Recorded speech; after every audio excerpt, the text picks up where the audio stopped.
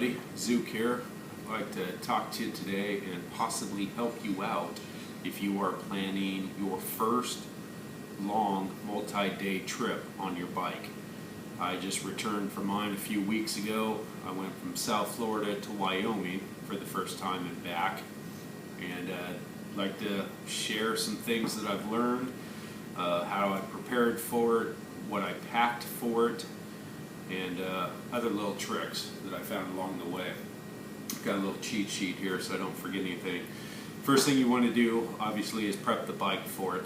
A lot of it's basic knowledge, tires, all of your fluids, lubing your cables, air filter, spark plugs, things like that. Things to keep in mind, though, your tires. Now, I know with me, the way I ride, where I ride, I can get about 10, 11,000 out of a rear tire, double that on the front tire.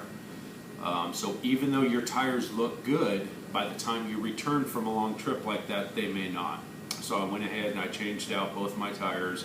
At the same time, I double checked my brake calipers, made sure those were good. Fluid changes. I change all the fluids out, but I didn't do it the night before. I know you can only get 5,000 miles out of your engine oil. You can get more out of your tranny and primary.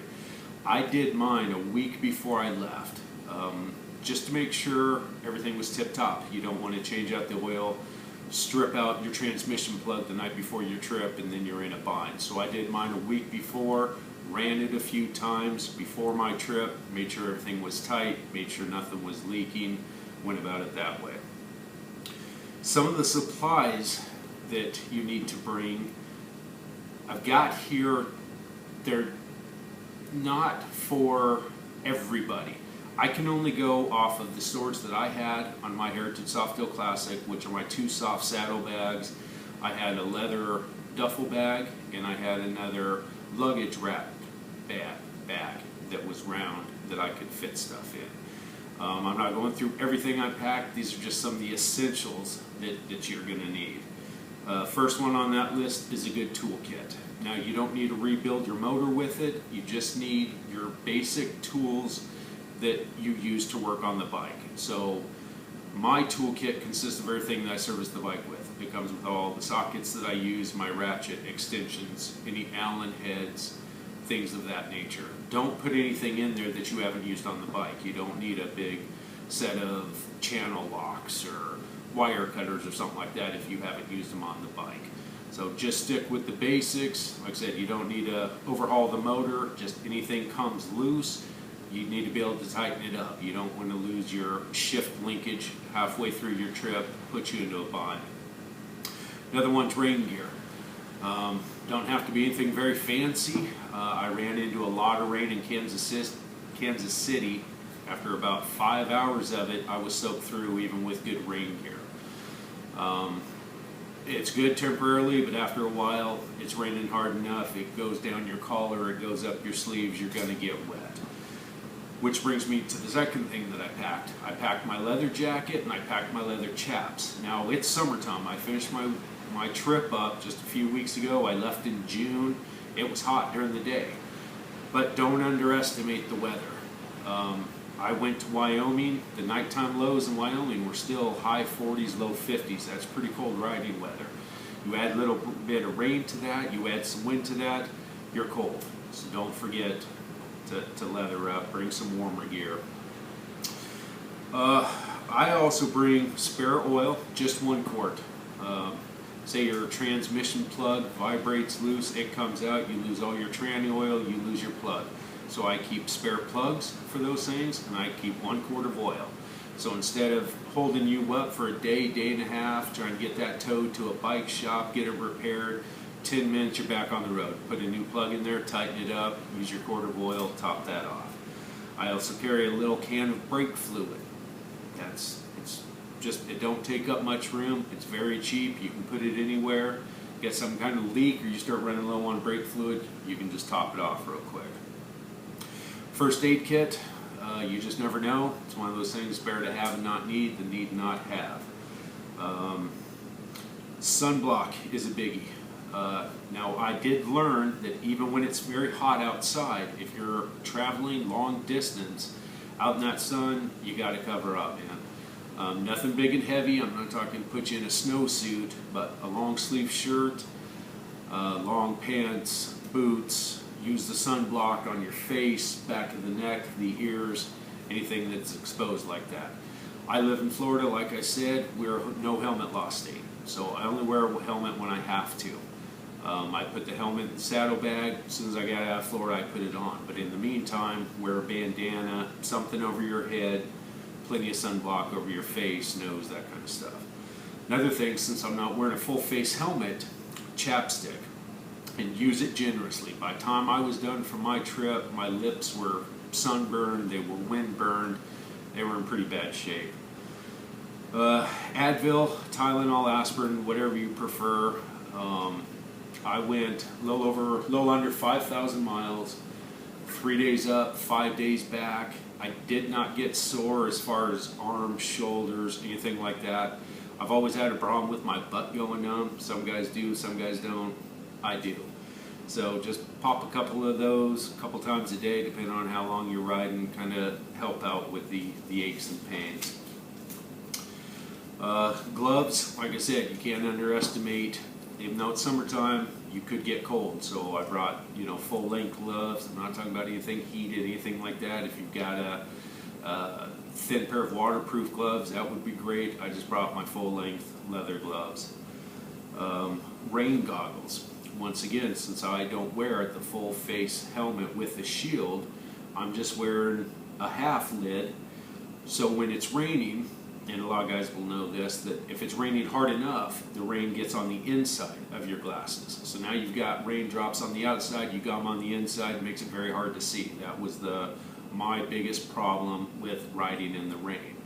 So I went to the local dive shop, and they've got swim goggles, a little bit bigger than your normal goggles. It's like a small scuba mask, seals around your eyes pretty good. Wear those. I didn't have any problems after that. That's for heavier rain. Earplugs were a must-have. Down here locally, day-to-day riding, I don't ever use them. But you get on the road for a few days, 10, 12, 15-hour days. You get a crosswind coming at you. It starts to make your ears a little sensitive. Put those in. You can still hear everything around you, but it muffles it pretty good. It makes it pretty enjoyable to ride. Spare water. I threw those into a bag. Didn't touch them unless I needed them. That's for a breakdown, something like that. You never know where you're going to be. You don't know what's going to be around you. Heat of the day, you want to be able to have some water with you while you're waiting for help or going to get it.